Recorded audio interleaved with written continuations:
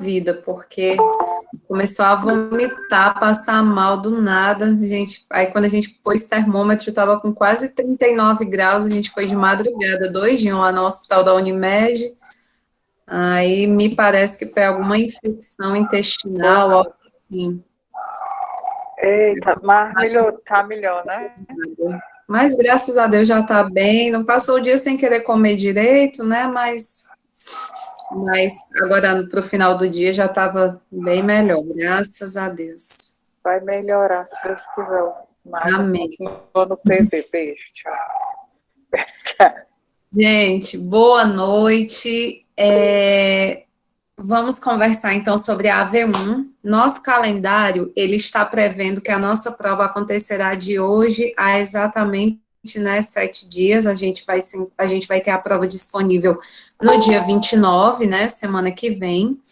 E aí, pessoal, eu não sei se todo mundo já teve tempo de ver o vídeo, né? Segunda-feira, como a gente tinha combinado, dia 19, eu deixei para vocês, aliás, eu entrei ao vivo, né? Alguns colegas puderam estar com a gente durante o horário, e eu respondi a prova de AV1 do semestre passado, para que vocês ficassem, assim, mais ou menos, né, com uma ideia de como que a gente vai cobrar. Eu acho que isso é importante, porque a gente não tinha tido a oportunidade ainda de resolver questões. Então, a gente aproveitou a aula extra, né, o horário que seria para a gente compensar aí um pouquinho do dia dos feriados, a gente aproveitou e resolveu, tirar essa sujeira aqui da minha tela, a gente aproveitou e resolveu essas questões. Então, eu sugiro que vocês assistam ao vídeo, tanto em caráter de revisão, né, de retomada aí dos nossos conteúdos, como também meio que em preparação para a nossa AV1 da semana que vem. Então, é o seguinte, eu deixei para vocês, não sei se todo mundo viu, nessa mesma aula que eu deixei a gravação do vídeo, né, da segunda-feira, do dia 19, eu deixei também esmiuçados os conteúdos que vão ser cobrados. A gente vai cobrar todos os conteúdos, né, que nós vimos até agora na disciplina, incluindo esse da aula de hoje, até porque ele é muito pequeno, é algo que não vai demandar muito tempo de vocês e segue exatamente a linha de raciocínio do que a gente já vem estudando até agora.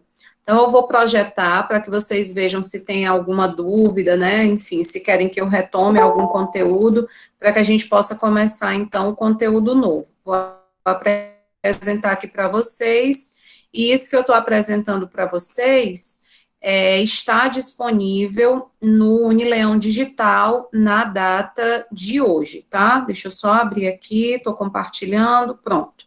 Isso está disponível para vocês na data de hoje, lá no Unileão Digital. Qual é o conteúdo da prova?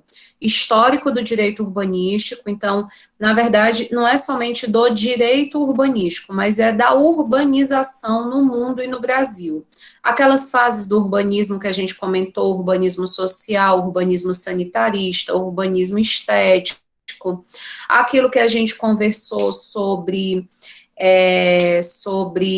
a questão da Carta de Atenas, né, desde a Revolução Industrial, passando pela Segunda Guerra Mundial, então aquele contexto do fenômeno da urbanização no mundo e também no Brasil, né, a realidade da urbanização super intensa que nós tivemos, que vai ter início ali ao longo dos anos 50 do século 20, né, o Brasil até os anos 50 um país rural, um país absolutamente rural, e em 50 anos, rapidamente, a gente se torna urbanizado, sem planejamento, né, o crescimento dessas cidades. Então, eu quero perceber em questões abertas, né, esse conteúdo eu vou cobrar em questão subjetiva, se você realmente conseguiu compreender todas as nuances que envolvem o fenômeno da urbanização. Segundo ponto, conceito e objeto do direito urbanístico. Então, você compreender o direito urbanístico como um direito difuso, né, você compreender que o direito urbanístico, ele é parte do direito ambiental, porque ele vai tratar de uma dimensão específica do meio ambiente, que é o meio ambiente artificial, você reconhecer o direito público, o direito urbanístico como um ramo do direito público, você reconhecer que o objeto, né, o objetivo, melhor dizendo, dessa tutela é que a gente possa promover a dignidade da pessoa humana no ambiente urbano. Então, é basicamente o que a gente conversou nas 2 primeiras semanas de aula. A tutela da ordem urbanística como direito difuso, né, que vai ter essa profunda relação, você lembrar também aquela questão de que houve durante um tempo, né, que é um ramo do direito muito recente, que a gente está lidando com um ramo também profundamente multidisciplinar, você reconhecer a diferença de urbanismo, urbanização, urbanificação, tudo isso está dentro dessa parte do conceito, do objeto, tá bom? Dessa tutela da ordem urbanística como direito difuso, basicamente o conteúdo das 2 primeiras semanas de aula. Princípios do direito urbanístico, que foi, acho que nossa aula retrasada, salvo engano, ou foi passada, desculpem, eu não consigo lembrar, mas eu sei que nós já tivemos, a gente falou sobre os princípios básicos, né, que a doutrina hoje considera que servem, inclusive, para que a gente possa justificar que o direito urbanístico é ramo autônomo do direito, porque tem valores próprios, porque tem valores que especificam o seu objeto de estudo, e aí a gente falou, né, sobre a gestão democrática, a gente falou sobre o compartilhamento do ônus e bônus, a gente falou sobre a questão da mais-valia, né, do retorno dessas mais-valias para o poder público, todos aqueles princípios que a gente apresentou, né, e que estão indicados também no material de leitura da aula, vocês devem, então, ler, revisar, isso vai ser cobrado também em questão aberta, em questão subjetiva. Vocês têm uma prova de 5 questões, tá certo? 4 delas são abertas e apenas uma é objetiva. E aí, nessa, por razões óbvias, né, já que a prova pode ser pesquisada, etc., então, essa questão objetiva, vocês, por gentileza, eu já vou deixar o espaço lá para vocês lembrarem, vocês justifiquem, aponte os erros das alternativas que você deixou de marcar e indique por que é que essa que você assinalou é a correta, ok? E essa questão objetiva, ela vai ser justamente sobre esse último tópico, que é o que a gente encerrou, né, na semana passada, quando a gente falou sobre o capítulo da política urbana na Constituição Federal, e que a gente começa hoje, porque essa política urbana, ela vai envolver diretrizes, instrumentos, projetos, programas, e nossa aula de hoje vai ser para falar basicamente sobre os instrumentos dessa política urbana que estão previstos no Estatuto da Cidade. Então, basicamente, o que é que vai acrescentar, Francilda, do que a gente conversou semana passada, né, para cá? Basicamente, você vai ter que fazer a leitura do artigo 1º e 2º do Estatuto da Cidade, somente, tá bom? O que vai acrescentar é isso. E aí, some-se a isso, pessoal, que não está aqui de forma explícita, mas que eu vou dizer agora de forma explícita, aquele conteúdo que, enfim, de certa forma está explícito sim, porque o capítulo da política urbana trata disso, né? Na aula que eu deixei para vocês, eu não lembro se foi a aula gravada ou se foi a aula da semana passada, a gente falou, né, sobre a competência da União, dos estados, dos municípios, né, o que é que cada um tem de competência própria para legislar, para tratar sobre direito urbanístico. Então, essa parte aí do conteúdo é o que vai estar envolvido na questão objetiva que eu preparei para vocês, e que vocês vão poder, e que vocês terão que justificar as alternativas, tá bom? Deixei aí destacado que todas as indicações de leitura, né, todas as gravações, todos os vídeos da aula estão disponíveis para vocês no Unileão Digital. E aí, antes da gente falar sobre tempo de prova, né, sobre a forma como a gente vai fazer a prova, eu queria só saber de vocês se existe alguma dúvida com relação a esse conteúdo. Assim, né, do tipo, sei lá, algo que a gente leu e não compreendeu até agora, algo que vocês queiram que eu comente. Do conteúdo, tranquilo? Se você tiver qualquer dúvida, porque eu sei que está muito aperreado, né, às vezes a gente não consegue realizar todas as leituras, se você ainda não tiver feito as leituras dos capítulos, que eu estou deixando indicado para vocês, na medida em que você for fazendo, se quiser ir falando comigo no WhatsApp para eu tirar alguma dúvida, indicar um material complementar, eu indico umas leituras muito sucintas, muito objetivas nessa disciplina de direito urbanístico, por duas razões. É uma disciplina de 40 horas, então a gente tem pouco tempo para né, nos dedicarmos a ela. E uma segunda razão é ser 10º semestre, que é um semestre cansativo, extenuante, desgastante por natureza. Então, eu priorizo aquelas leituras mais leves, mas continuo reforçando que os que desejarem aprofundamento, falem comigo que eu, né, disponibilizo material complementar. Embora eu ache que a leitura do José Afonso da Silva, aquele PDF que eu deixei indicado para vocês, né, que é um grande clássico na literatura jurídica do direito urbanístico, é o melhor lugar para a gente buscar esse aprofundamento, especialmente pelo caráter, né, histórico que ele tem. Agora eu vou aqui para o chat, porque eu acho que foi a Amanda. A Amanda perguntou, como será o tempo de prova? Vão ser só 4 horas no dia 29?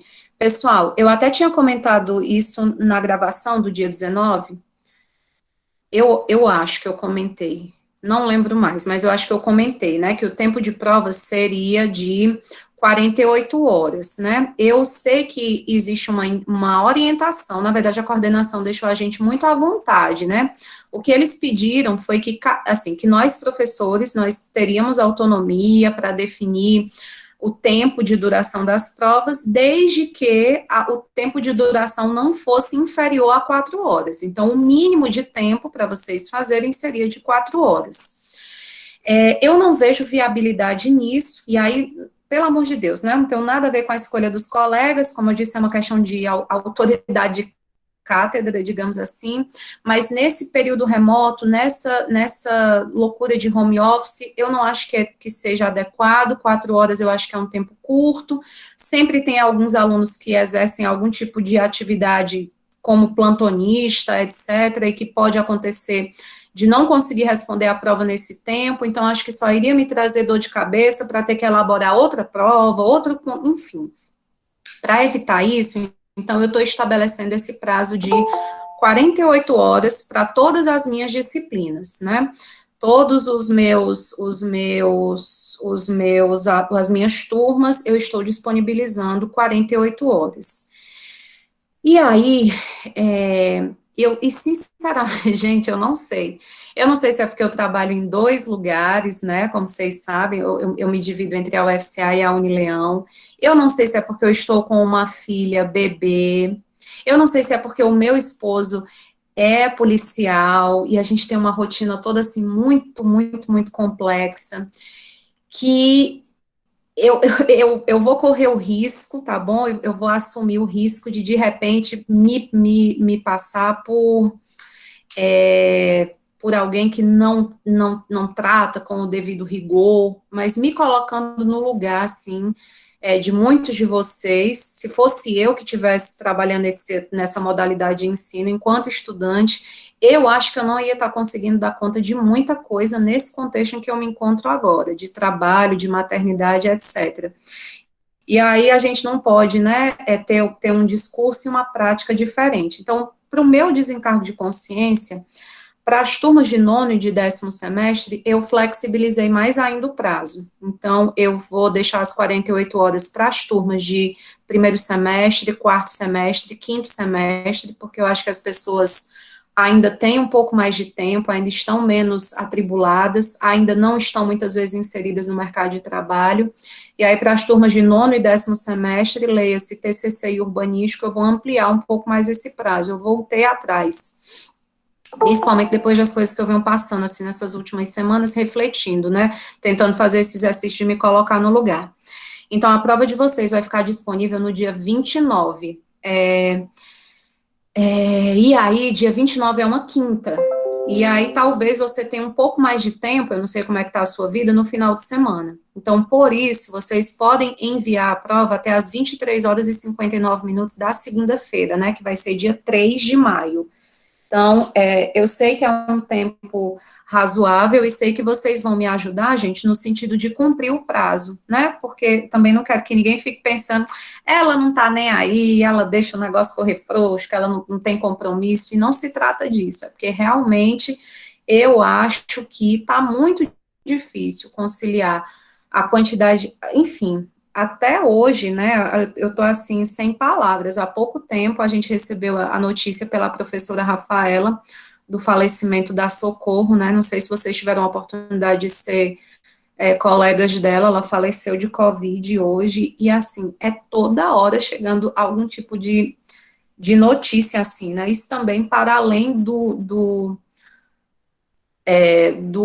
trabalho, vai deixando a gente tão pesado, né? E aí, se você ainda for somar isso, uns prazos apertados, eu acho que não, eu não acho que seja um momento e não acho que seja falta de compromisso da minha parte com vocês. Então, só me justificando a razão da escolha, dia 29 eu vou deixar a prova disponível, provavelmente no período da manhã, e aí vocês podem me enviar pelo Unileão Digital, eu vou deixar aquele link, né? Poste aqui seu arquivo de AV1.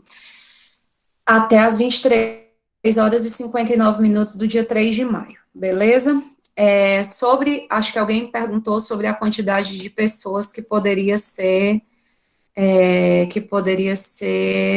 foi o Lucas, né? Não vai poder ser em trio, Lucas, mas vai poder ser individual ou em duplas. Vocês já fizeram a parcial 1 vocês já fizeram a parcial 1 em duplas, né? Muita gente fez em dupla, então, se de repente, se quiser aproveitar, eu só peço que tenham atenção, né, nas respostas, procure fazer da forma mais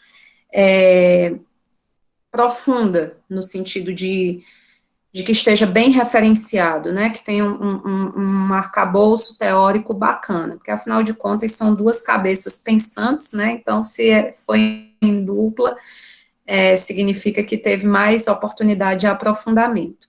Ficou alguma dúvida, gente, sobre a AV1?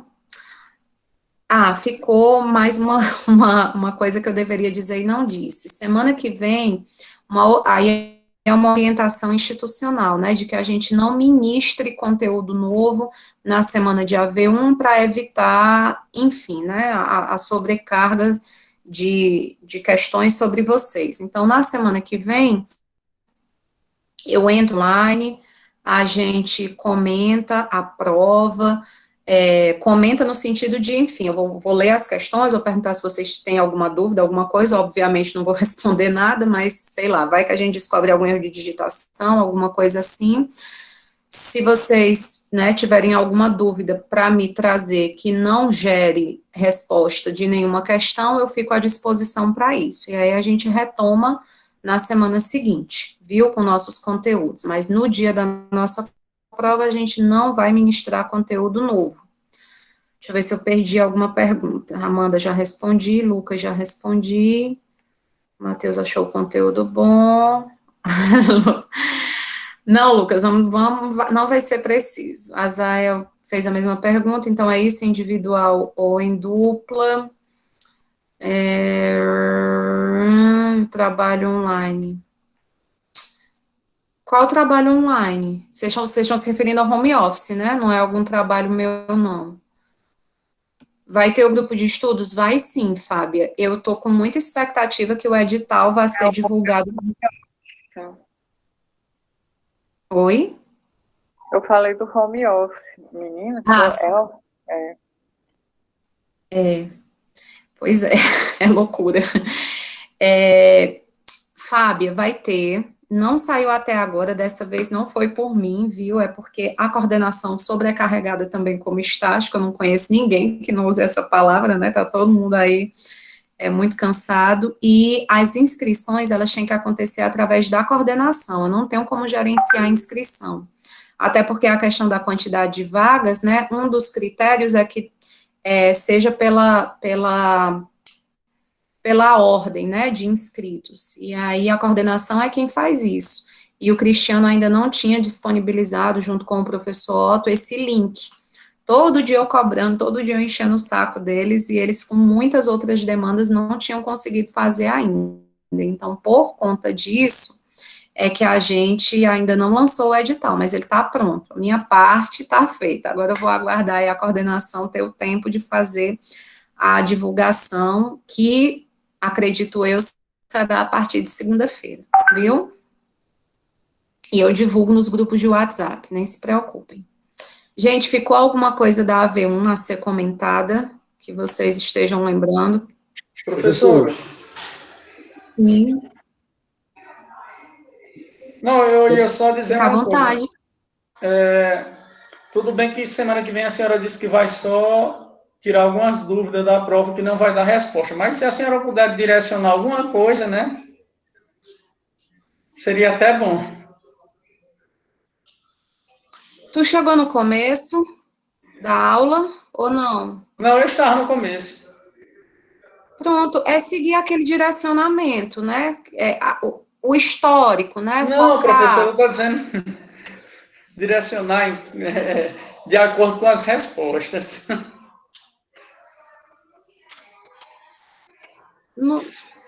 Bom, não entendi, né? Dar as respostas, isso Não, dar a não resposta tem. não, mas dizer assim, olha, vocês olhem para isso aqui e olhem para isso aqui. O Geraldo já está É, rindo.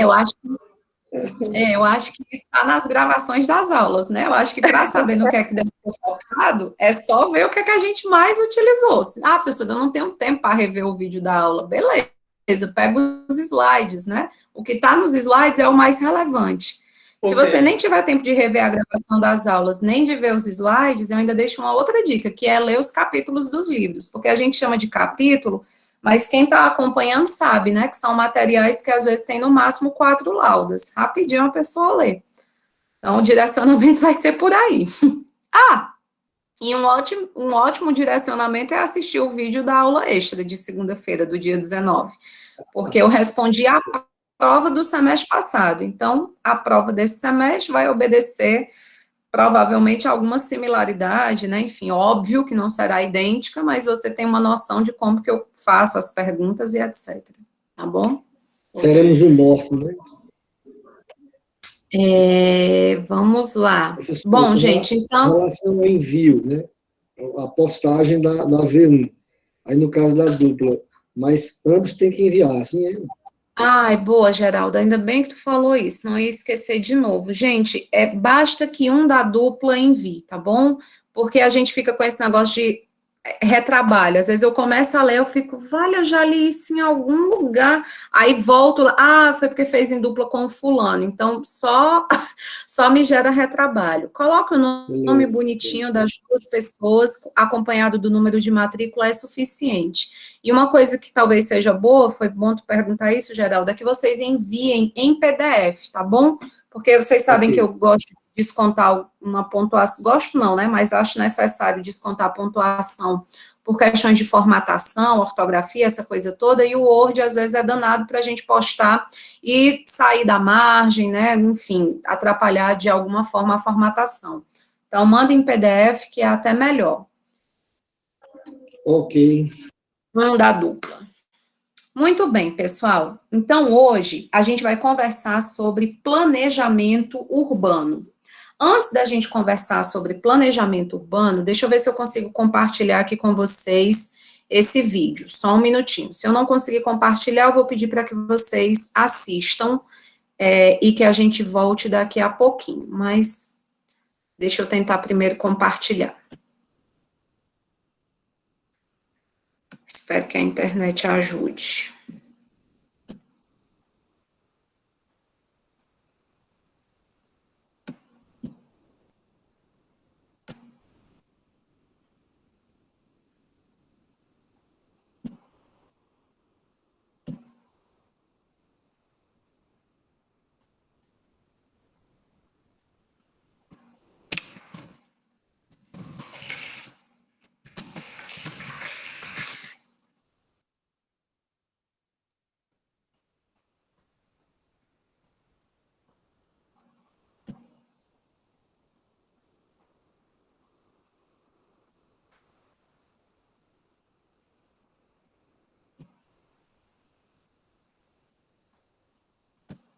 Não está aparecendo para vocês, não, né? Ainda não, senhor. Até agora não.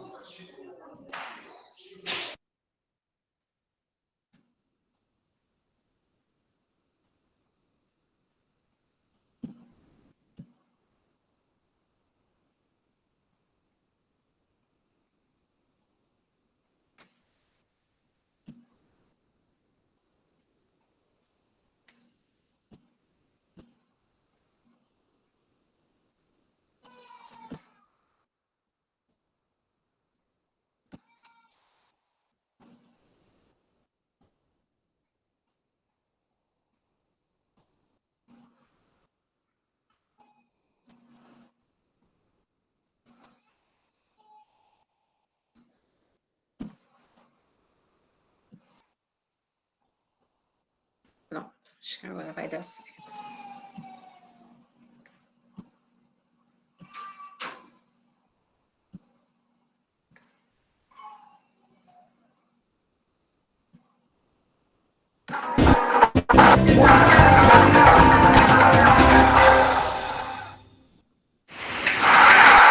Pessoal, vocês estão conseguindo ouvir bem?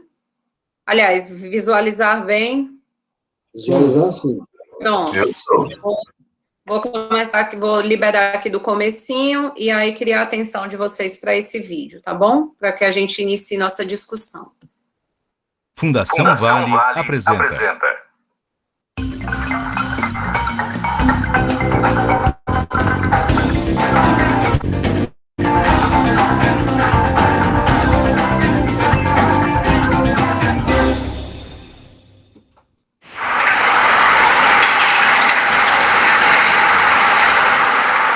As transformações urbanas demoram, mas acontecem e acontecem o tempo inteiro. A cidade é um organismo muito vivo, muito dinâmico nas suas contradições, nas suas disputas pelos melhores lugares e maiores valorizações, né? De maneira que o tempo todo a cidade se modifica. As cidades crescem aqui no Brasil de uma forma muito característica em toda a América Latina, que elas crescem geralmente de forma horizontal. Elas crescem em área e em população. As cidades vão crescendo de acordo... Oi? Fechar o microfone, Liga o seu né? microfone. Tenta, para ver se para o eco.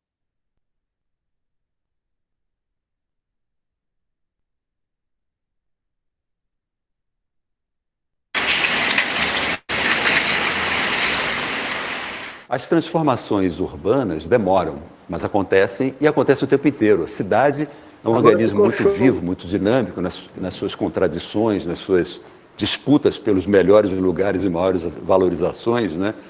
De maneira que o tempo todo a cidade se modifica. As cidades crescem aqui no Brasil de uma forma muito característica em toda a América Latina, que elas crescem geralmente de forma horizontal. Elas crescem em área e em população. As cidades vão crescendo de acordo com a direção, né, das frentes imobiliárias, as novas frentes imobiliárias, por exemplo, o Rio de Janeiro, na direção de Copacabana, depois Leblon, depois Barra da Tijuca. Então, assim vão as frentes imobiliárias. Mas há esse processo em que a pobreza vai para a periferia, estende a cidade.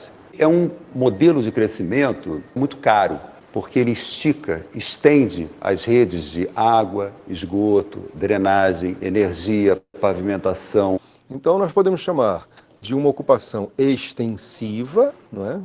Espalhada pelo território e rarefeita de população, como uma cidade cara, e, ao contrário, uma cidade mais compacta, né? De uso mais intensivo, tende a ter serviços públicos mais baratos e de maneira mais racional. Na cidade compacta, você tem o que nós chamamos de mix de uso. Então, você mora num apartamento, a padaria pode ser no térreo, o chaveiro pode ser no térreo, a escola é próxima. Você tem a possibilidade, enfim, de fazer menos viagens que pesam sobre a poluição do ar, o aquecimento global. O interessante é ter cidades compactas que sejam intermediadas por parques, áreas verdes, etc.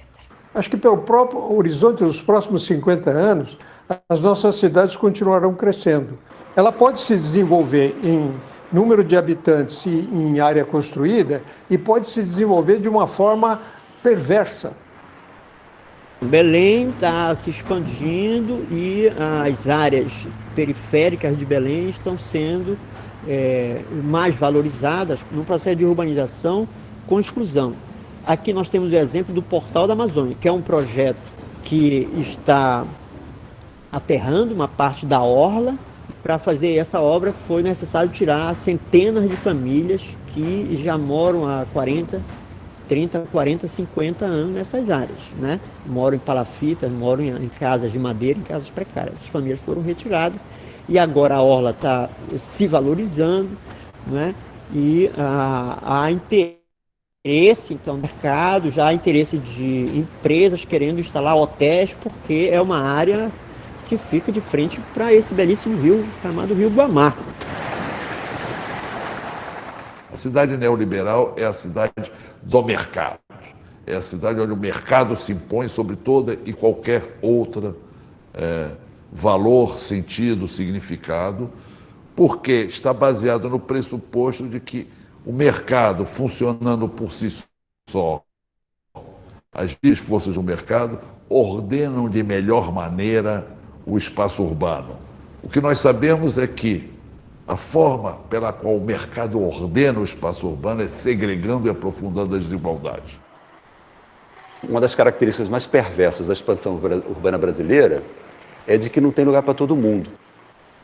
Os pobres, por exemplo, são destinados à periferia, às periferias metropolitanas, às piores áreas, às piores localizações, às áreas mais desvalorizadas, às áreas ambientalmente mais sensíveis, encostas, topos de morro. É a falta de opção de alternativas formais que são oferecidas à população de baixa renda. E o que são alternativas formais? São as casas que têm a luz elétrica, tem um serviço de água, tem a saneamento, assim por diante. Esse conjunto, esse habitat que a gente está falando aí, ele não é acessível, não há suficiente oferta a preços acessíveis desse bem para a população compatível com a renda que é da população. Então, há muitos, na ausência de uma oferta a preços acessíveis, as pessoas ocupam o que é possível, dão um jeito. Em 2010, foi feito um diagnóstico sobre as ocupações precárias em Belém do Pará. Só o bairro do Bengui tem 16 ocupações precárias. Em Belém, nós temos que ter mais de 100 ocupações precárias. Então, esse processo de precarização da moradia, é um processo que não é novo, mas cada vez mais que o processo de urbanização chega de forma injusta, vai expulsando o pobre cada vez mais para a periferia, para áreas não urbanizadas, sem saneamento. Eu já estava tendo um problema onde eu morava. Então, isso daqui era uma maneira, a casa que eu moro não é minha. Então eu tenho que procurar um lugar para me morar. Então surgiu essa invasão e eu meti aqui, né? Meti na invasão, eu digo, aí, se não sair, eu vou garantir minha moradia. Era muito ruim, muito difícil. Você morando, dormindo de badilona, quartinho de madeira, aquela coisa toda. Aí que lá surgiu uma confusão, você tinha que bater, um camarada já queria te tomar aquele terreno. Os serviços públicos não atendem a população.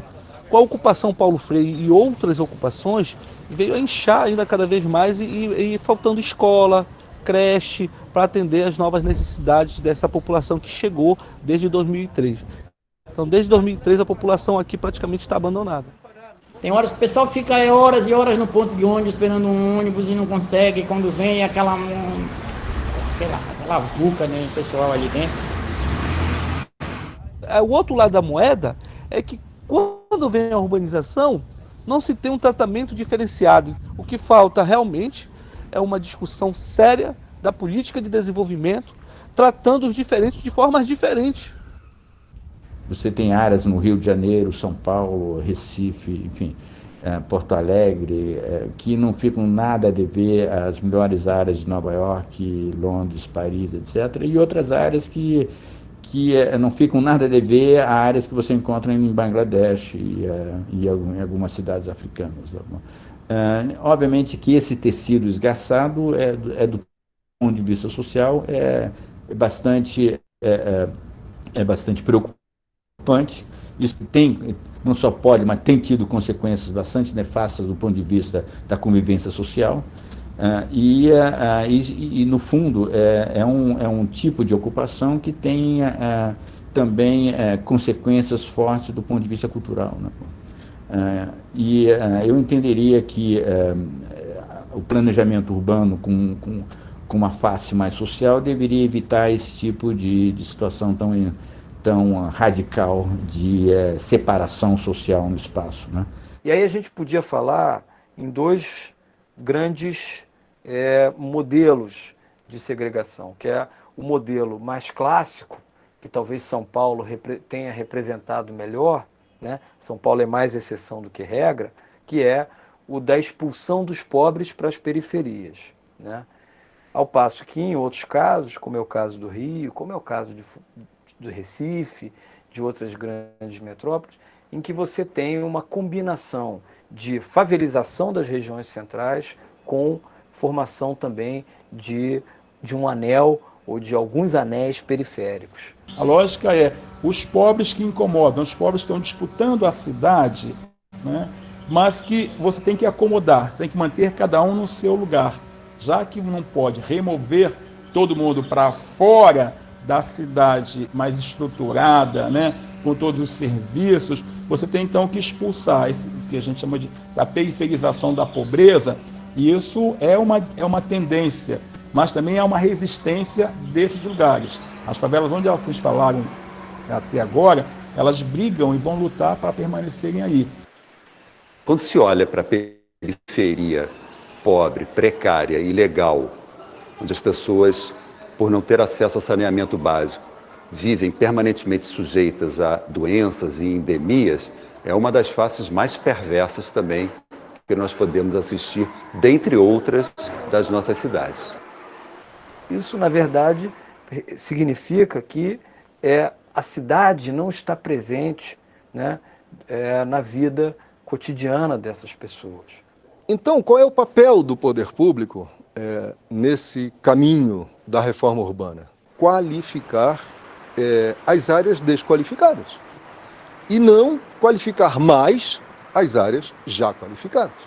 Eu acredito que a melhor maneira de desmontar essa segregação é fazer com que a cidade toda tenha uma qualidade urbanística básica, aquela qualidade urbanística que seja o mínimo que qualquer cidadão tem o direito de ter, com infraestrutura, com calçadas adequadas, com áreas verdes, e também promover polos de desenvolvimento econômico, né, fazendo com que essa população possa ter um emprego mais próximo da sua casa e, portanto, se rompendo essa polarização centro-periferia. Os caminhos vêm justamente da conflituosidade da cidade. Ali onde a cidade resiste, ali onde as tensões urbanas crescem, ali onde as pessoas se manifestam nas mais variadas maneiras, não é apenas lutando contra uma remoção, ali onde grupos de movimentos de mulheres interpelam a cidade machista, ali onde grupos populares interpelam a cidade empreendedora privatista,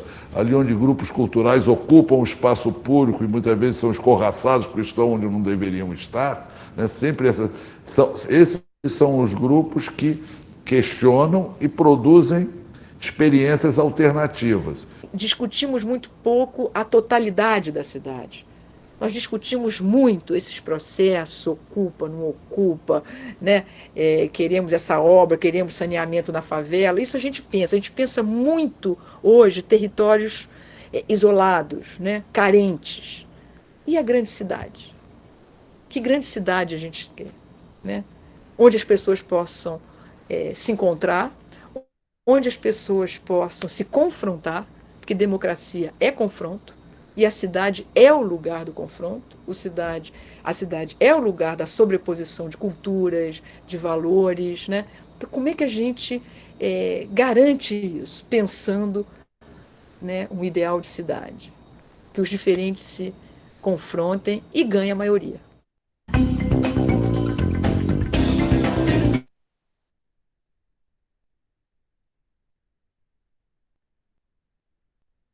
E aí, gente, o que acharam? Eu gosto muito de usar esse vídeo, normalmente eu sempre trago, embora seja um pouco antigo, mas como o nosso processo de urbanificação, ele praticamente, né, enfim, enfrenta problemas muito semelhantes desde que o vídeo foi lançado até agora, ele acaba ainda continuando muito atual. Mas, enfim, Traz antes de... verdades, né? Traz. São problemas bem evidentes, são problemas do nosso cotidiano, e aí eu queria, gente, hoje, nosso objetivo na aula de hoje é falar sobre planejamento urbano.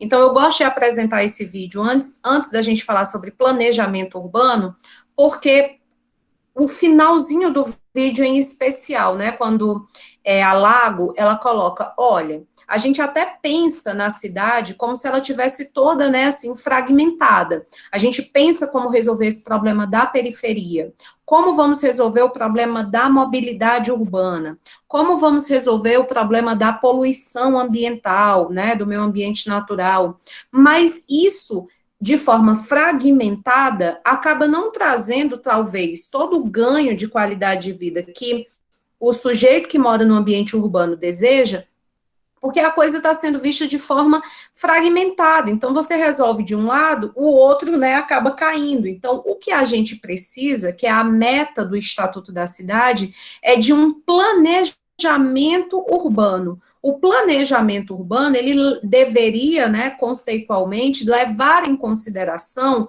tudo, todas as áreas, enxergar a cidade de forma global, com ações que vão envolver, por óbvio, a reforma urbana, então aqueles ambientes que ainda não são, ainda não tem presença suficiente do Estado, né, ainda são problemáticos, ainda não se garante qualidade de vida básica, então eles precisam ser reformados. A gente precisa urbanizar as periferias, aqueles ambientes em que o Estado sequer chegou, para torná-los urbanizados, e nós precisamos trabalhar na preservação e na manutenção daquilo que já está bom.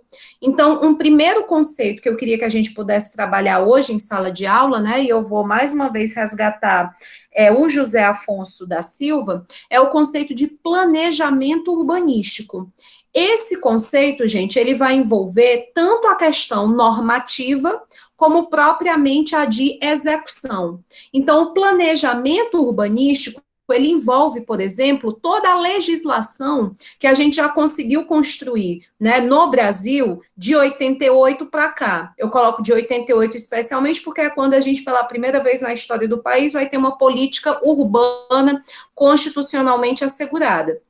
A gente sabe que tem esse marco super importante, que é o Estatuto da Cidade, em 2001, mas nós sabemos que esse trabalho legislativo, ele segue, né, por exemplo, uma das coisas que a gente vai discutir aqui na disciplina, é o Estatuto das Metrópoles, né, que é da agora de 2015, super recente, né, então, a legislação, ela continua sendo produzida em âmbito federal, em âmbito estadual, em âmbito municipal. Essa ideia dos planos diretores, né, isso é fundamental para que a gente possa garantir qualidade de vida urbana.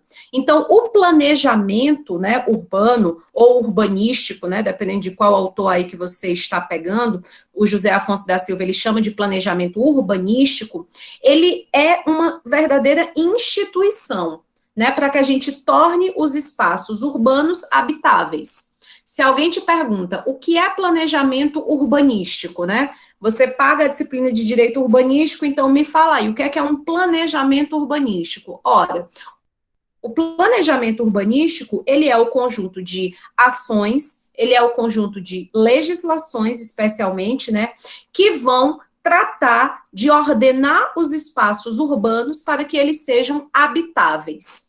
E aí, obviamente, serem habitáveis com dignidade. Então, esse planejamento urbano, a priori, ele está lá na Constituição Federal, na nossa política.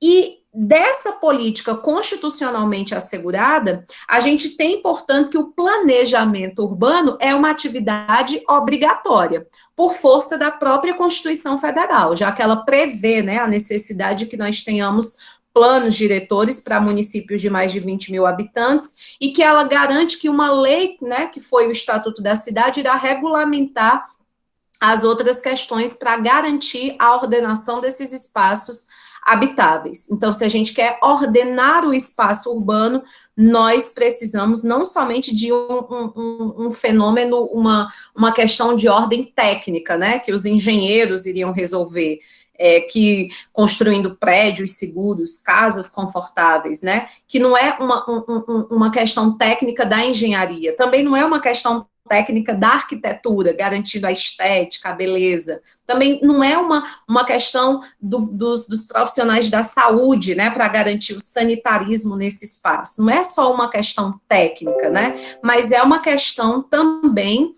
de ordem jurídica.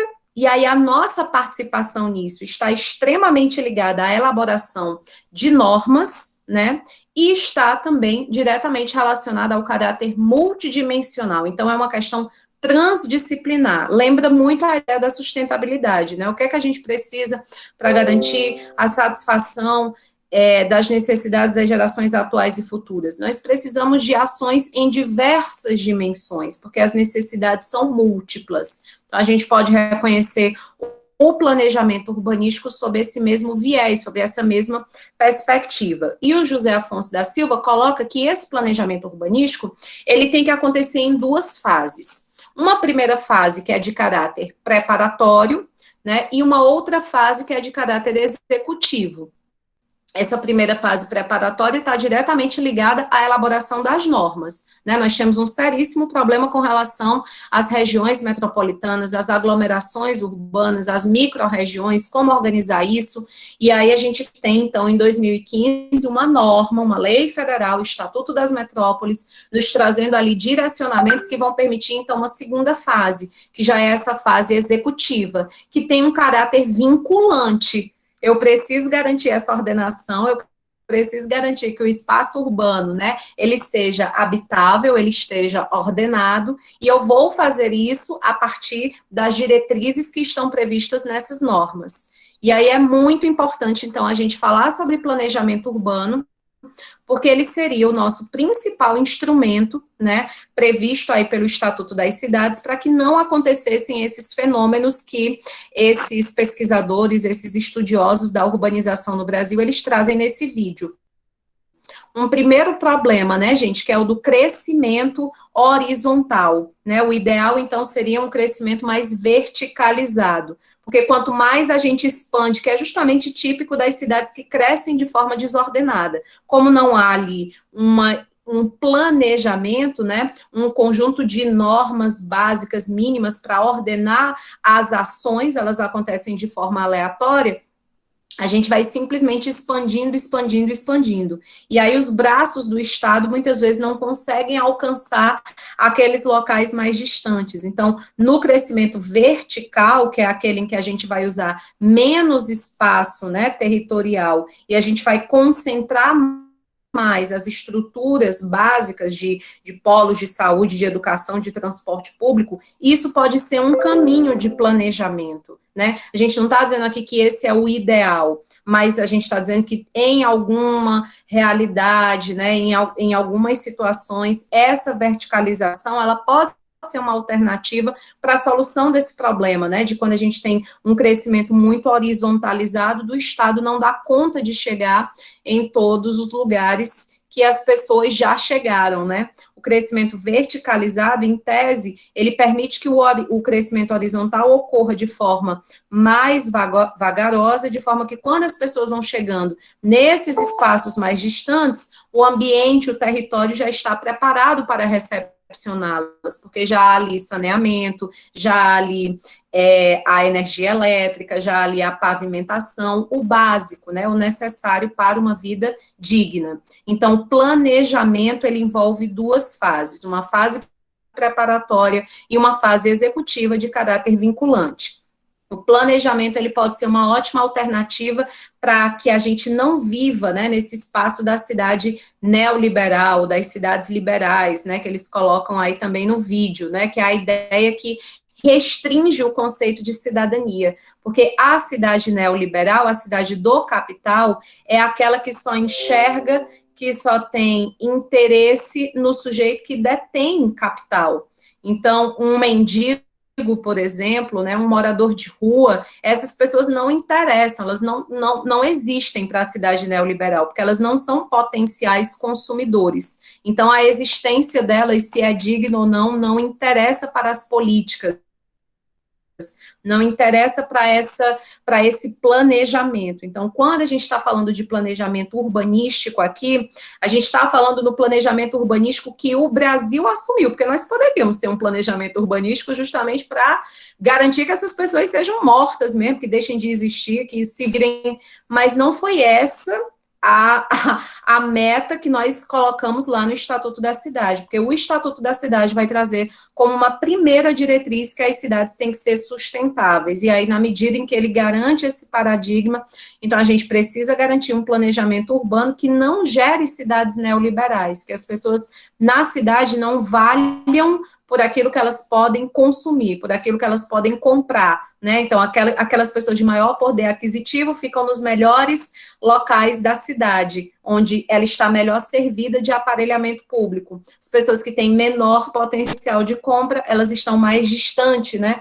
desse aparelhamento, desse conjunto de possibilidades para a promoção da dignidade. A cidade neoliberal acaba assumindo essa lógica. Nós, em tese, devemos combater a visão e tentar promover o que está no Estatuto da Cidade, que é justamente a ideia de uma cidade sustentável. Então, o planejamento é a velha, e isso não vale só para o direito urbanístico, né, mas quem aí tem uma vida bastante atribulada sabe como planejar é fundamental para que as coisas funcionem, né, se você tem uma rotina muito puxada, muitos horários, muitos compromissos, experimenta só não ter uma agenda, experimenta só deixar rolar, né, o destino guiar, você pira, porque as coisas vão acontecendo, cadê você na reunião? Eu não lembrei, eu esqueci, eu não fiz a tempo. Tudo uma questão de falta de planejamento. Então, o planejamento não resolve todos os problemas, se vocês tiverem paciência, saco, disposição de assistir a aula extra que eu deixei, né, que a gente gravou no dia 19, vocês verão que uma observação, né, foi até uma questão de concurso, a letra A, logo inicialmente ela já começa dizendo, né, que o planejamento, ele é capaz de resolver todos os problemas da cidade, e é aí que está o erro.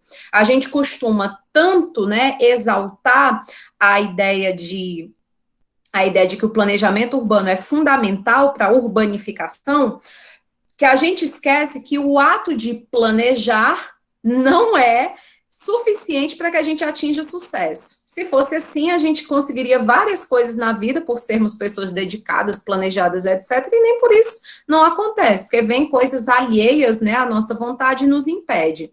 Então, é bom a gente lembrar que o planejamento não é uma circunstância, não é um fenômeno que se exaure em si mesmo, né, que é um fim em si mesmo, de forma alguma.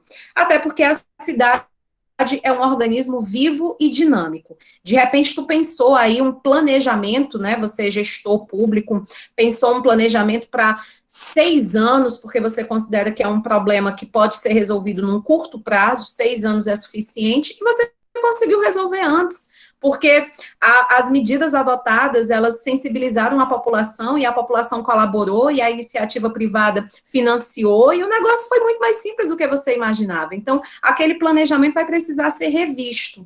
Então, uma coisa bem interessante planejamento é fundamental? Planejamento é necessário para que a gente possa urbanificar? É o mínimo, é o básico que se espera? Sim. Porque, afinal de contas, embora a gente saiba que a vida tem seus imprevistos e percalços, não é por isso que a gente não vai planejar nada, né? Então, segue a mesma lógica. Por outro lado, você vai lembrar que esse planejamento é tão vivo, é tão dinâmico quanto a própria cidade. Até aqui, alguma consideração? Tranquilo.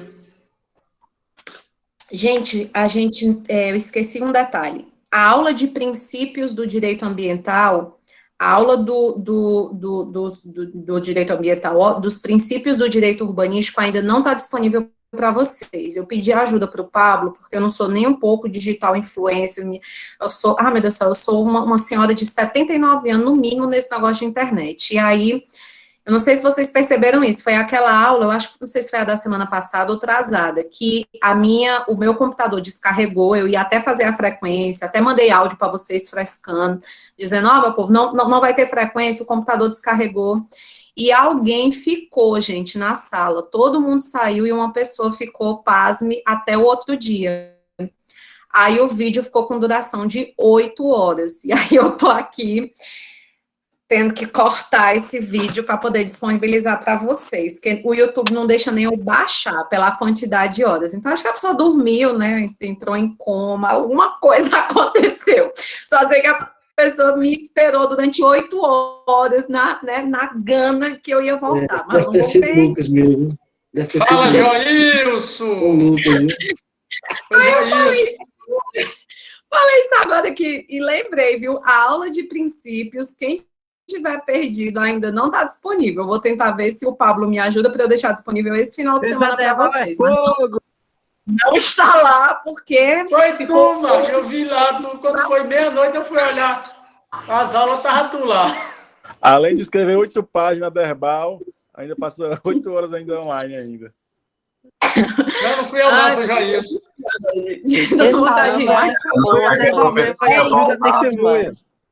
É duro ser tão amada, mas é a realidade da minha vida, né? O que é que eu posso fazer? A pessoa ficou lá esperando e eu não voltei, desculpe. Mas voltando para cá. Então, esse planejamento, pessoal, ele vai obedecer às diretrizes do Estatuto da Cidade. Eu vou projetar aqui para vocês. Ó, eu sou tão antiga que eu falo projetar, em vez de apresentar aqui para vocês a minha guia do Estatuto da Cidade, para que a gente possa ir comentando. Então, vamos lá.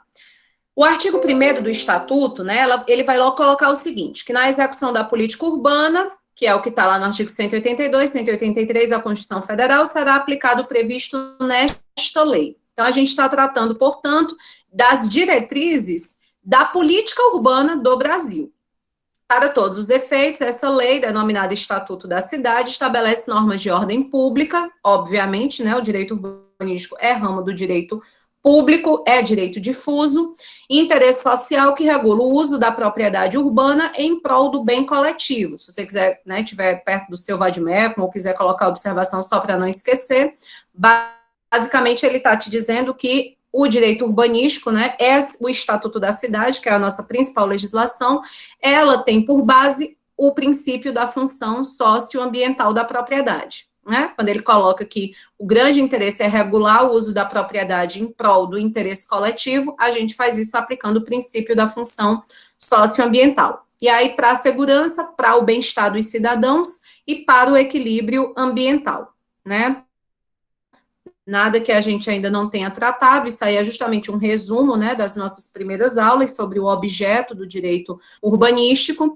E aí, o artigo 2º vai nos trazer as diretrizes da política urbana. Gente, quando a gente está falando aqui em diretrizes, a gente está falando basicamente dos princípios, por isso que muitos daqueles princípios que a gente estudou em alguma semana aí de aula, que eu não lembro qual foi, mas foi nessa aula aí das 8 horas, a gente comentou sobre alguns princípios que estão presentes nesse artigo 2º, que é justamente o que vai me trazer as diretrizes. O primeiro princípio ou diretriz é a garantia do direito a cidades sustentáveis. Cuidado, porque vocês sabem o que é sustentabilidade, vocês sabem o que é desenvolvimento sustentável, mas pela polissemia desse conceito, né, como a gente sabe que sustentabilidade pode ser interpretada de acordo com inúmeros vieses, então o legislador achou por bem definir o que seria sustentabilidade quando a gente está interpretando no âmbito do desenvolvimento urbano, da política urbana. E aí, muita atenção, porque mesmo que seja um conceito maravilhoso, né, e que estaria teoricamente correto, na hora de assinalar uma questão correta, você pode errar se você não trouxer aí essa definição que é a do Estatuto da Cidade, que vai resumir, né, o que é uma cidade sustentável. É aquela em que você vai ter direito à terra urbana, moradia, saneamento, infraestrutura, transporte, serviços públicos, trabalho, lazer, para as presentes e futuras gerações. Se a gente fosse resumir, né, está garantindo a qualidade de vida básica, né, pela existência de direitos sociais, para que a gente possa, então, ter a satisfação das necessidades das gerações presentes e futuras. Então, quando eu estiver realizando uma atividade de planejamento urbanístico, eu já tenho, portanto, as diretrizes que o meu planejamento urbanístico precisa levar em consideração. Se o planejamento está pensando somente em reforma urbana, se o planejamento está focando apenas na questão do transporte, né, da circulação de pessoas, esse planejamento já está equivocado, porque a gente tem aqui, no mínimo, né, 6 dimensões para serem levadas em consideração no momento em que eu vou desenvolver esse planejamento urbanístico. O direito à terra, né, o direito de ter propriedade urbana, o direito de ter uma moradia, saneamento, infraestrutura, transporte, trabalho e lazer. E, obviamente, como a questão é de sustentabilidade, tem que ter a solidariedade intergeracional. Então, é para as presentes e para as futuras gerações. Segunda diretriz que vai orientar o meu planejamento urbano, né, urbanístico, é levar em consideração a gestão democrática. Como que eu realizo a gestão democrática? Por meio da participação da população e das associações representativas dos vários segmentos da comunidade, na formulação, execução e acompanhamento de planos, programas e projetos de desenvolvimento urbano. Atenção, galera, vamos então esmiuçar esses conceitos. A gente está falando de planejamento, que é o gênero, dentro desse planejamento, que é essa ação de tentar ordenar o espaço urbano para que ele se torne habitável, nós vamos então desenvolver dentro do planejamento planos, programas e projetos. Podemos ter tudo isso, podemos ter alguns desses, podemos ter um deles, mas o ideal é que a gente tenha tudo isso. Qual é a diferença para cada um? Quando a gente está falando sobre o plano, gente, o grande exemplo, né, obviamente, o maior deles, o exemplo é o do plano diretor, né, que é, inclusive, constitucionalmente assegurado. O plano urbanístico, ele vai trazer aquelas instruções de caráter geral, para aquelas pessoas que vão desenvolver projetos urbanísticos. É por isso que o plano diretor do município, ele tem que prever as mais variadas, né, dimensões da cidade, no que diz respeito à circulação, à preservação ambiental, ao acesso ao trabalho, à moradia, etc., etc., quais as condições para que a gente tenha o parcelamento compulsório, a cobrança de um IPTU mais alto, quando que a pessoa pode, de repente, perder a propriedade urbana, né, por não cumprir a função socioambiental, tudo isso, em tese, tem que estar previsto no plano diretor. Ou seja, o plano, ele traz ali o conjunto de diretrizes básicas, através das quais os sujeitos, né, que vão desenvolver a atividade urbanística, eles vão ter que se orientar para poder desenvolver os seus projetos. Por exemplo, uma pessoa que pretende criar um loteamento. Pronto, eu tenho aqui essa propriedade, eu vou transformar num loteamento, eu quero vender esses lotes e tudo mais. Para que esse loteamento seja legal, para que ele atenda, né, as diretrizes do planejamento urbanístico, ele precisa atender ao que está previsto no plano diretor do município. Então, o plano, ele traz as diretrizes gerais, que vão servir de base para aqueles que vão executar, para aqueles que vão elaborar os projetos. Porque os projetos, então, qual é a diferença entre plano e projeto? Acho que já fica bem evidente agora, né, que o plano, ele é um instrumento com orientações gerais para aqueles que vão elaborar os projetos de urbanização, né? Enquanto que um projeto urbanístico, ele é super específico. Por exemplo, o projeto de um loteamento, ele diz respeito àquele loteamento ali, que é de responsabilidade do fulano de tal, que tem aquele tamanho de dimensão, que são tantos lotes, já pode ser completamente diferente de um outro projeto de loteamento dentro do mesmo município, que vai atender também ao plano diretor. Então, o projeto, ele é específico, por exemplo, o projeto de reforma de uma praça. Nesse projeto tem que estar tudo especificado, onde que vão ficar os bancos, onde que vão ser as áreas verdes, onde que vai ter uma fonte, onde que vai vai ter, de repente, uma passarela para as pessoas fazerem caminhada, um instrumento de academia popular, tudo isso está no projeto. Então, o projeto, ele é um esquema rigoroso, né, para que aqueles que vão executar essa atividade urbanística, eles possam se guiar, eles possam se orientar, diferente do plano, que vai ter esse caráter genérico, né, um caráter de tentar criar ali as diretrizes básicas e gerais, para que a gente possa garantir, então, o planejamento. Então, e a diferença do planejamento para o plano? Os dois têm caráter geral, os dois têm caráter genérico. O planejamento, ele vai envolver, provavelmente, a existência de outros planos, né? A gente pode ter, por exemplo, o plano diretor, mas o plano diretor não é suficiente, porque essa cidade tem tanto problema de circulação de pessoas, de transporte, que tem um plano específico só para tratar dessa circulação, mas em caráter genérico. Então, são vários planos ali que compõem aquele planejamento, né? São vários projetos, são vários programas, e os programas são a reunião de projetos, né? Por exemplo, o projeto da praça, ele pode ser executado, né, juntamente, dentro de um programa que foi criado. São vários projetos de revitalização de bairros que eram considerados violentos, né, bairros que eram considerados perigosos, e aí a gente tem um programa de revitalização dessas áreas. Então, para que eu possa revitalizar, não adianta só criar praça, talvez eu tenha também ali um programa voltado para ações de educação ambiental. Então, eu preciso também de uma presença da segurança pública. Então, esse programa vai envolver vários projetos. Tranquilo, gente? Beleza de Creuza? Então, a gente tem o planejamento como essa grande, né, esse grande guarda-chuva. Dentro do planejamento, a gente tem os planos, que também são grandes, e dentro dos planos, a gente vai ter os programas, possivelmente, e, então, os projetos. Necessariamente, o projeto tem que compor um programa? Não. Mas é legal quando compõe o programa, porque a gente acaba dando esse olhar mais transversal, né, vendo não somente um aspecto da cidade, mas vários deles. Ok. O outro princípio, né, a outra Oi? Uma cidade, ela só tem um plano diretor, porque a senhora acabou de falar que tem cidades que tem um plano específico para a circulação de pessoas? Isso, não, por obrigação, ela tem que ter plano diretor, se ela tem mais de 20 mil habitantes, se ela faz parte de área de risco, se ela é área de interesse turístico, se ela compõe região metropolitana, etc, etc, etc. Aquelas recomendações que estão na Constituição e no artigo 40 aqui do Estatuto da Cidade.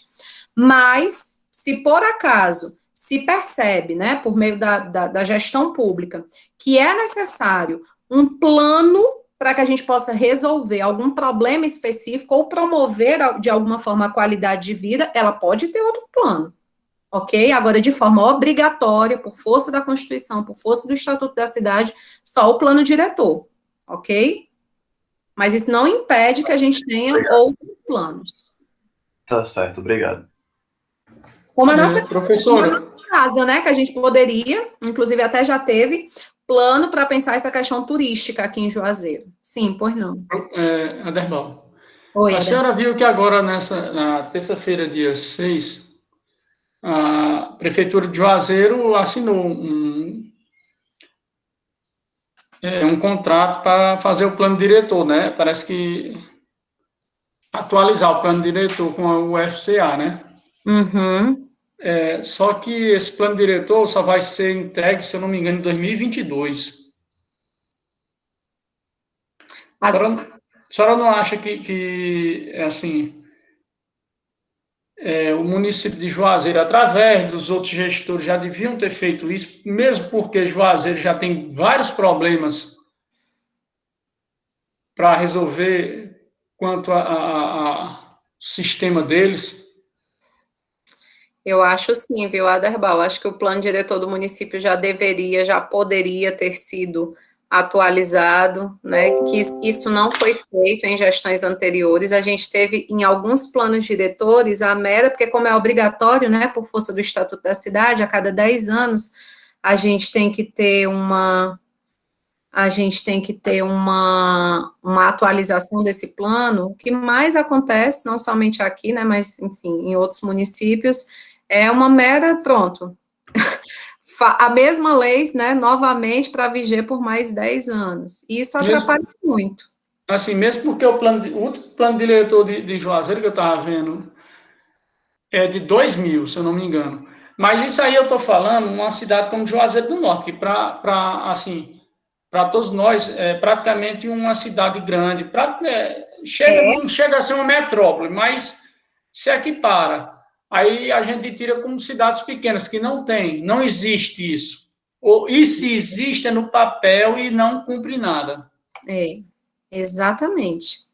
Juazeiro é sim uma grande cidade. Juazeiro é polo de atração, né? É capital de região metropolitana, então não resta dúvidas, né? A grande diferença entre região metropolitana e aglomeração urbana é que a região metropolitana tem uma cidade que é polo de atração, enquanto que a aglomeração urbana não tem esse polo. Juazeiro é esse polo na região do Cariri, né? E você tem toda a razão.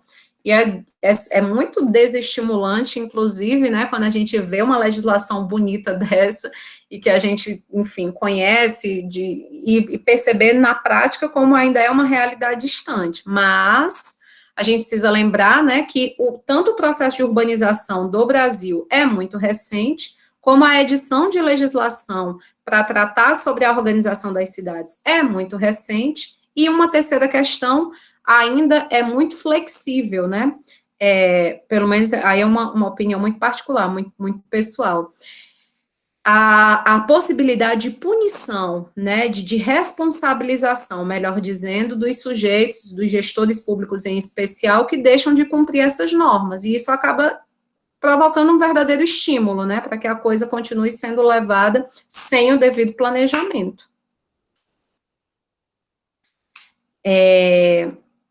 Fiquem à vontade, viu? Eu vou voltar aqui para a lei, não fico vendo o chat, mas quando vocês quiserem falar, é só abrir o microfone.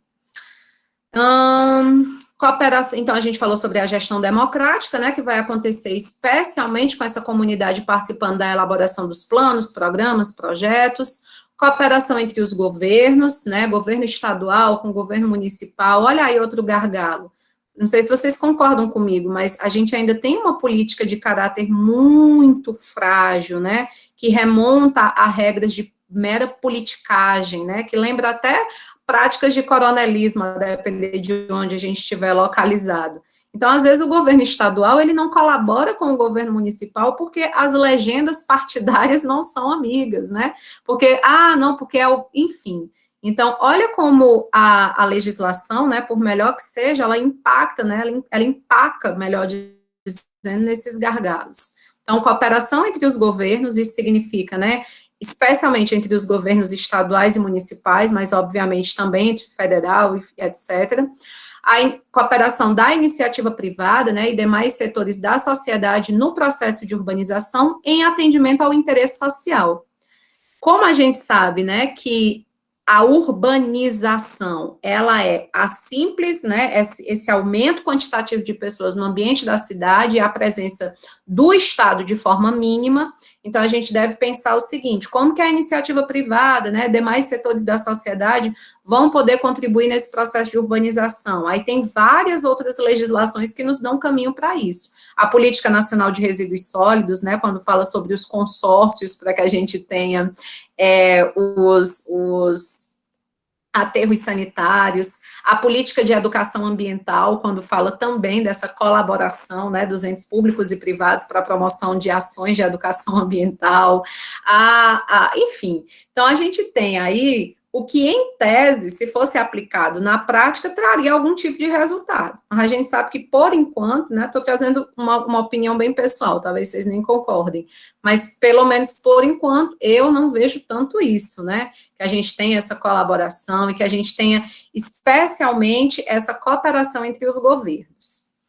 Planejamento do desenvolvimento das cidades, da distribuição espacial da população e das atividades econômicas do município e do território sob sua área de influência, de modo a corrigir as distorções do crescimento urbano e seus efeitos negativos sobre o meio ambiente, ou seja, ações de reforma urbana, tá, gente? Reforma urbana é toda atividade urbanística que visa corrigir distorções, que visa diminuir os impactos negativos, né, do processo de urbanização. E, obviamente, nós que já estamos aí terminando o curso de Direito, sabemos que esses impactos negativos sobre o meio ambiente não diz respeito apenas ao meio ambiente natural, mas também ao cultural, do trabalho e artificial, que é a regra da nossa disciplina. Oferta de equipamentos urbanos e comunitários, transporte e serviço público adequado às necessidades e interesses da população e às características locais. Eu não posso deixar de citar o metrô do Cariri, né? Será que o metrô do Cariri, ele atende, né, às necessidades da população, né, as características locais, esse trajeto, né, que o envolve, que ele percorre, é o mais interessante, é o que as pessoas mais utilizam, é um equipamento urbano interessante para resolver esse problema, né, e a gente pode pensar também em outras questões para trazer aqui nossa realidade local. Ordenação e controle do uso do solo de modo a evitar a utilização inadequada do imóvel urbano. Gente, quando que eu vou saber que o imóvel urbano está sendo utilizado de forma inadequada? Para as cidades que têm plano diretor, sempre que não atender a alguma regra do plano diretor, já pode ser considerado inadequado. Se não tem plano diretor, sempre que a gente verificar, então, alguma que fere de forma direta ou indireta a função socioambiental da propriedade, como é compreendida pelos teóricos. A proximidade de usos incompatíveis ou inconvenientes, né, ou seja, pensar aí que pode gerar um nível maior de poluição, de degradação ambiental, que é próximo de encosta, que pode gerar algum tipo de acidente geológico. O parcelamento do solo, a edificação ou uso excessivos ou inadequados em relação à infraestrutura urbana, tanto que os planos diretores, né, nos municípios que são obrigados a ter plano diretor, tem que se tratar, né, o município tem que dizer quais são as regras para a realização do parcelamento obrigatório, da edificação obrigatória, daqueles imóveis que não atendem à função socioambiental da propriedade, instalação de empreendimentos ou atividades que possam funcionar como polos geradores de tráfego, sem a previsão da infraestrutura correspondente, né, que é uma realidade bem nossa.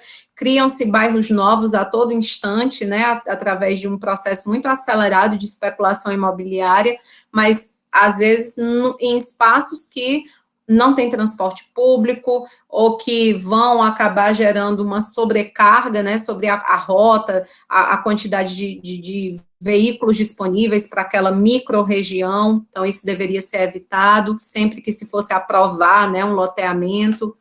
A retenção especulativa de imóvel urbano, que resulte na sua subutilização ou não utilização. O que é retenção especulativa de imóvel urbano, gente? É aquele terreno urbano que fica ali sendo não utilizado, ou então subutilizado, ou seja, não foi feita construção, ele não cumpre a função socioambiental, mas o proprietário não está preocupado com isso, porque ele está esperando que aquele espaço valha mais dinheiro. E aí, quando se for daqui a 20 anos, então eu vou esperar 20 anos e aquele terreno vai ficar lá sem uso. Então, em tese, o Estatuto da Cidade, ele traz uma proibição com relação a isso, e toda cidade que tenha plano diretor tem que prever, dentro lá dos seus regramentos, as regras para, então, a utilização compulsória desse tipo de terreno, né, para evitar que muitas vezes acabe se transformando em um terreno baldio, em um espaço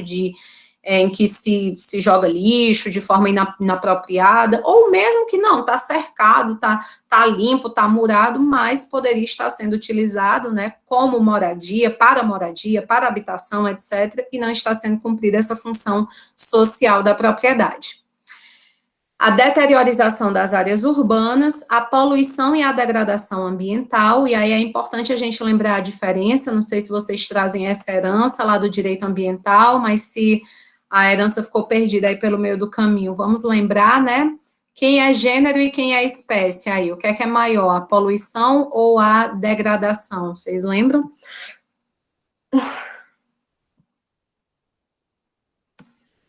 A degradação, a gente sabe que é o gênero, né, gente? Que quando a gente tem uma degradação, a gente tem algum prejuízo, alguma diminuição da qualidade ambiental.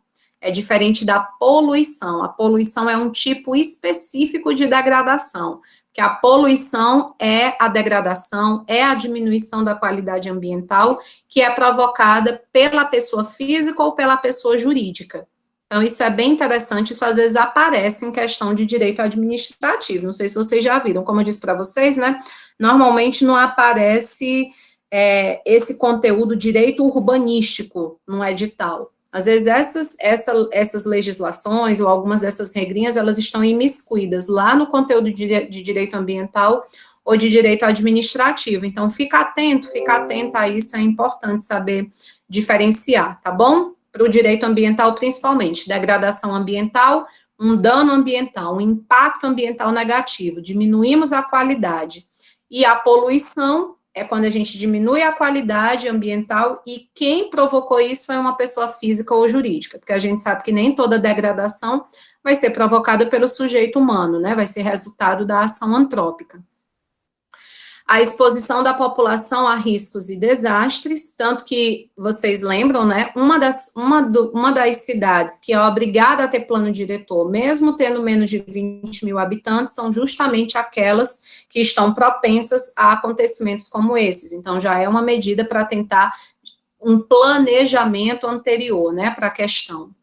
Interação e complementariedade entre as atividades urbanas e rurais, tendo em vista o desenvolvimento socioeconômico do município e o território sobre sua influência. É muito importante, né? As pessoas acham que o direito urbanístico diz respeito apenas à questão urbana, mas quem vai alimentar essa população? Onde que vão ser criados os animais? Onde que serão abatidos e oferecidos como alimento, né? Onde que vão ser cultivados, frutas, legumes, etc. E aí, não, mas a gente tem uma vagem, pode importar, pode trazer de outro lugar, isso não é bacana para o desenvolvimento local, né? Se a gente puder ter esse diálogo, essa proximidade entre o ambiente urbano e rural, a gente está promovendo o desenvolvimento local, né? A gente está atuando nessa área socioeconômica, então tem tudo a ver, sim, com a gente, com o direito urbanístico. Adoção de padrões de produção e consumo de bens e serviços e de expansão urbana compatíveis com os limites da sustentabilidade ambiental, social e econômica do município e do território sob sua área de influência. Justa distribuição do ônus e bônus, né? Vocês lembram que a gente esmiuçou esse princípio.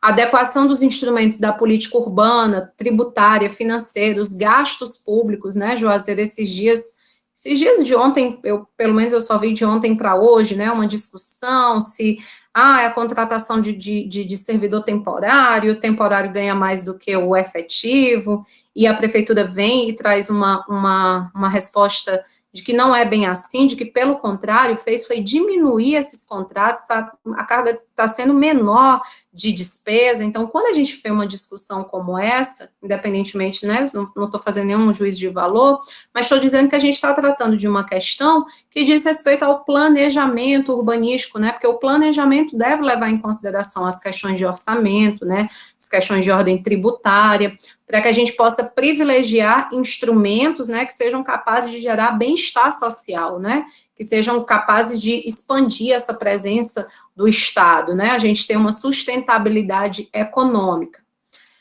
Recuperação dos investimentos do poder público, que tenha resultado a valorização de imóveis urbanos, a gente falou sobre esse princípio, né, que é aquele do retorno da mais-valia. Proteção, preservação e recuperação do meio ambiente natural, do patrimônio cultural, artístico, etc. Isso aqui também, por isso que aquelas cidades, mesmo que não tem 20 mil habitantes, tem menos de 20 mil habitantes, mas tem esse patrimônio histórico, cultural, paisagístico, ela é obrigada a ter plano diretor, justamente para que a gente já possa pensar medidas para garantir essa proteção, essa recuperação, esse cuidado. A audiência do poder público municipal e da população interessada nos processos de implantação de empreendimentos ou atividades com efeitos potencialmente negativos sobre o meio ambiente natural, conforto ou segurança da população. Você sabe que isso aqui é o licenciamento ambiental, que você estudou lá com o professor William, na disciplina de Direito Ambiental, o licenciamento ambiental, que é esse procedimento administrativo obrigatório, sempre que a gente tem a implementação de uma atividade poluidora ou potencialmente poluidora, ela vai precisar de uma licença, né? Você lembra? São 3 tipos de licença, né? A licença prévia, licença de instalação, licença de operação, e embora a gente saiba que a resolução 237 do CONAMA não obrigue a realização de licenciamento ambiental, mas nós sabemos que ela passa a ser obrigatória sempre que ela for requerida por 50 cidadãos ou mais, pelo Ministério Público ou pelo próprio órgão ambiental licenciador. Vocês lembram disso, né? Eu estou falando rápido porque foi algo que vocês pagaram na disciplina de Direito Ambiental. Então, vamos lembrar, né, enfim, vai que você precisa disso. Então, a audiência... mas o Estatuto da Cidade garante, né, é um princípio básico a realização das audiências públicas nos licenciamentos. Mas de acordo com a regra da resolução do CONAMA 237, né? Quando que essa audiência ela vai ser obrigatória? 50 cidadãos ou mais requereram, o Ministério Público requereu, ou então o próprio órgão ambiental licenciador. Fora isso, vai ficar aqui como um princípio, né, que não vai ser, então, uma obrigatoriedade na prática. Regularização fundiária e urbanização das áreas ocupadas por população de baixa renda, mediante o estabelecimento de normas especiais de urbanização, uso, ocupação, considerando a situação socioeconômica da população e as normas ambientais. O próprio Estatuto prevê um jeito da gente fazer isso, né, que é a uso capião especial urbana, ou uso capião promísero, né, como vocês queiram chamar, que vai ter um processo mais simplificado do que a uso capião ordinária, extraordinária, justamente para garantir esse acesso à propriedade urbana, mas aqui também entram todos os programas, né, olha aí o nome, programa, de acesso à moradia, né, que o município, muitas vezes em parceria com o governo federal, ele quer instituir para tentar uma garantia, né, de acesso ao território, à propriedade urbana.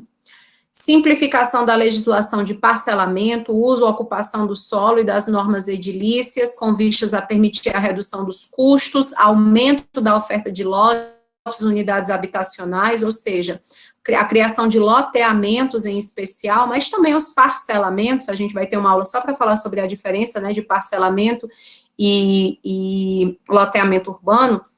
A gente sabe que eles não podem ser profundamente caros ou cheios de requisitos técnicos minuciosos que acabem desestimulando, né, a iniciativa privada a realizar esses loteamentos, porque senão a gente está garantindo, então, menos espaço, né, que vai poder ser espaço de moradia, de trabalho e etc. Isonomia de condições para os agentes públicos e privados na promoção de empreendimentos e atividades relativas ao processo de urbanização, sempre atendendo o interesse social, até porque a gente está tratando de um direito difuso. Estímulo à utilização nos parcelamentos e nas edificações de sistemas operacionais, padrões construtivos e aportes tecnológicos que objetivem a redução dos impactos ambientais e a economia de recursos naturais, e isso vai ser feito especialmente por meio, no caso, né, dos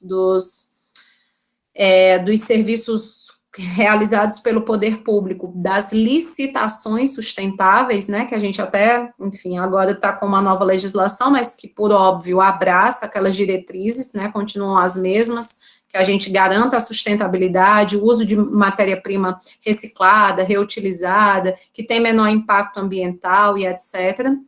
Tratamento prioritário a obras de edificação de energia, telecomunicação, abastecimento de água e saneamento. Então, a gente tem o Estatuto nos garantindo, a gente tem vários problemas na cidade, mas a qual deles, em tese, a gente tem que dar tratamento prioritário? Obviamente, para cumprir o princípio da dignidade da pessoa humana, aquilo que diretamente impacta na qualidade de vida do sujeito. Ter acesso à energia, ao sistema de telecomunicação, abastecimento de água e saneamento. É o mínimo que se espera para que se tenha uma cidade em que se garante a qualidade de vida da população. Garantia de condições condignas de acessibilidade, utilização e conforto nas dependências internas das edificações urbanas, né, destinadas a trabalhadores domésticos, os requisitos de dimensionamento, ventilação, iluminação, ergonomia, privacidade e qualidade dos materiais empregados. Aqui, a gente está tratando especialmente de uma espécie de meio ambiente artificial, que é o meio ambiente do trabalho. Gente, essas são as diretrizes da política urbana do Brasil, pasme. Todas as nossas cidades, inclusive a que nós residimos, né, acho que aqui tem gente de várias cidades, elas deveriam ter essas diretrizes, né, como base das suas gestões.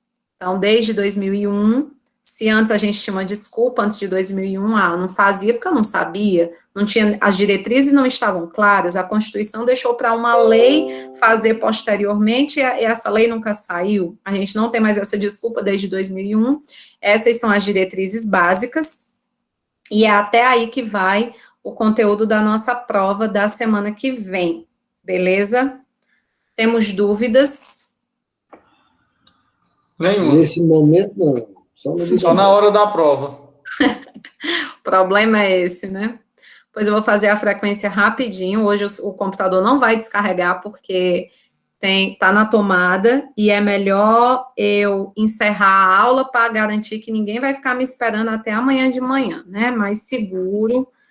A gente encerra logo. Tá vendo, Joilson? Para não dar de novo. B.O. Deixa eu achar aqui, direito urbanístico. Pronto.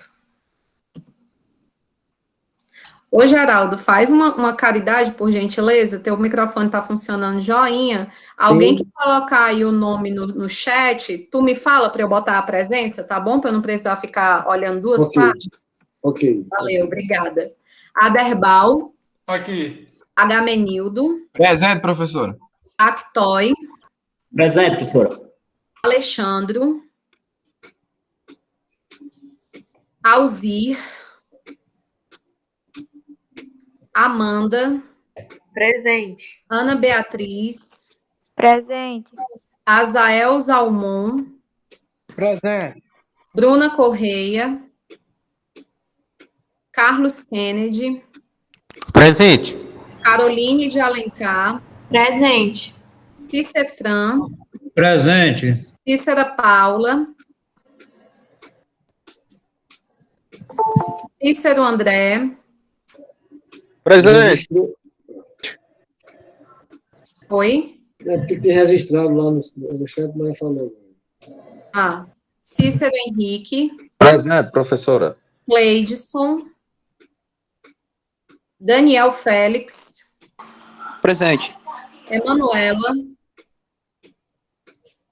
Eugênia. Presente. Fábia Regina. Francisco Inácio. Presente, professora. Geraldo. Pronto. Júlia. Éricles. Presente. Osana. Professora. Oi. Essa Fábia Regina, Fábia Agapico, registrando a presença, viu? Opa, obrigada. Já tirei a falta, tá? Osana. Ian. Presente. Jaline. Jennifer. Presente. João Paulo. Joilson. Joilson estava aí, não estava no começo da aula, que eu lembro que ele me deu boa noite. Vou botar falta nele, não. Presente, professora, eu tô aqui. É porque tá certo. Porque tu não respondeu logo. José Gomes. Presente. Lindenberg. Lisandra. Lorena. Lucas. Presente. Luiz Fernando. Marcelo Cleiton. Luiz Fernando registrou a presença dele também, viu? Obrigada. Marcelo Cleiton. Marcelo Cosmo. Presente. Maria Aila. Maria Eduarda.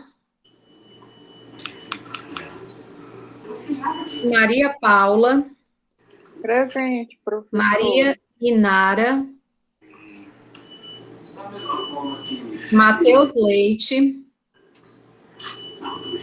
Matheus Pinheiro, Matheus Amaro registrou presença, viu? Matheus Amaro. Vale, não tem esse não, tem Matheus É Leite. Matheus Leite, ele é Matheus Leite. Ah, porque tem no escrito Matheus Amaro, agora você quer ter o Matheus Leite. Matheus Pinheiro. Presente. Michele. O apelido dele é todinho, não é à toa não, Geraldo. Michele tá aí? Presente. Natália. Presente, professora. Paulo Diego. Estou aqui, professor. Raul de Lima. Samilton. Aqui, professor. Sara. Raul Silveira está dizendo que está presente. Opa, obrigada. Sara também está presente, professora. Ela Thaís. Thaís presente. Túlio. Presente. Wagner. Presente, professora. Pronto, gente. Boa noite. Obrigada por hoje. Até semana que vem, se Deus quiser. Boa noite, até. Valeu, tchau, tchau. Boa noite, Sai, viu, Derbal? Sai do